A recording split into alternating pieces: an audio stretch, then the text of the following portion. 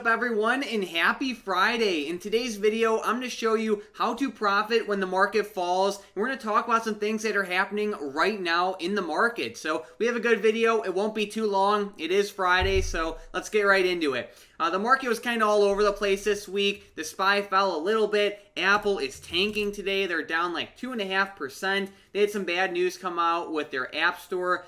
Basically, news came out that developers who have their apps listed on Apple's App Store will now be able to direct some of the payments, like for premium things or whatever, just directly to their business. So Apple will lose out of some profits from that. They take, like, I believe it's a 15 to 30% cut of like all transactions through their App Store, and now some apps will be able to direct payments down a different way, and it's just not good for Apple. So they're down 2.5%. The market overall has been pretty shaky this week. SPY was all over the place. Microsoft has been slowly trending down.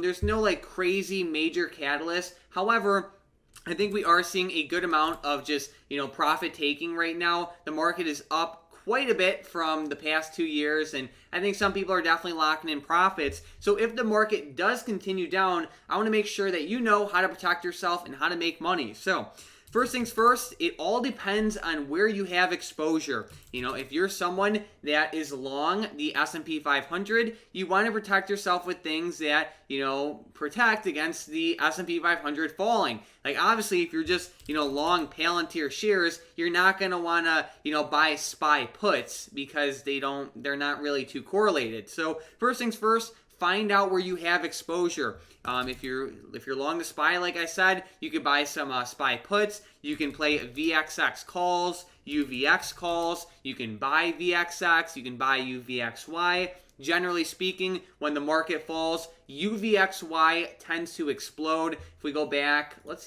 go back like a year or two. I just want to give a quick example.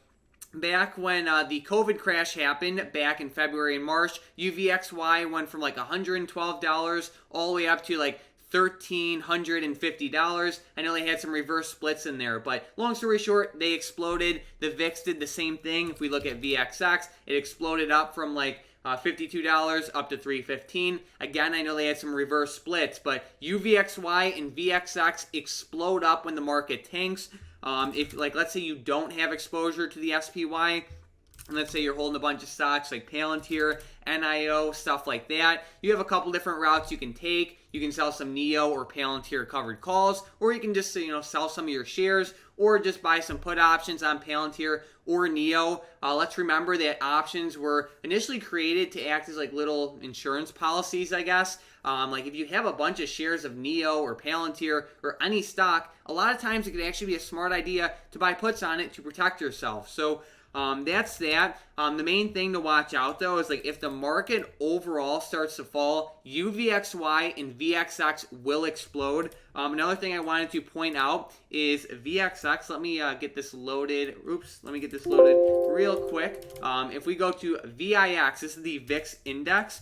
Basically what this is it's just the index. Like you have the S&P 500 index, and then you have the SPY ETF, right? So you can't buy the actual S&P 500, but you can buy an S&P 500 ETF. So the VIX is the VIX index, and then VXX is the ETF version of that.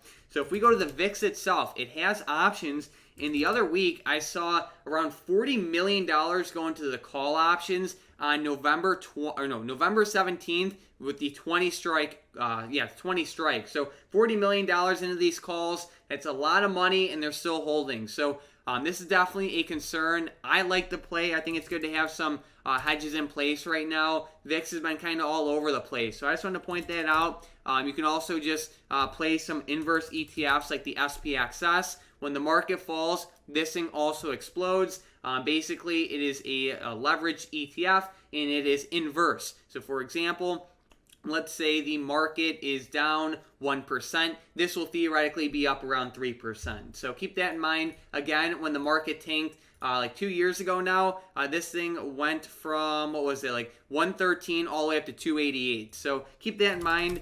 Just remember, statistically speaking, the market is unlikely to crash or, tank off anytime soon. But crazy things happen, and it's good to have some sort of protection in place for just the market overall and just for everything in general. It never hurts to protect yourself. So I hope this video helped you. It was quick and to the point. Personally, I think that there's a decent chance that the market continues to fall, especially when we see stocks like Apple down almost 3% on the day. It's just not a good sign. I've been seeing a lot of relatively bearish flow in the market, whether it be a VIX, SPY, or even other stocks. So I think it is a smart idea to get some hedges in place. But besides that, I hope you have an amazing weekend. And if you are new to the channel, don't forget to subscribe. I post brand new videos every single day. But other than that, thanks for watching.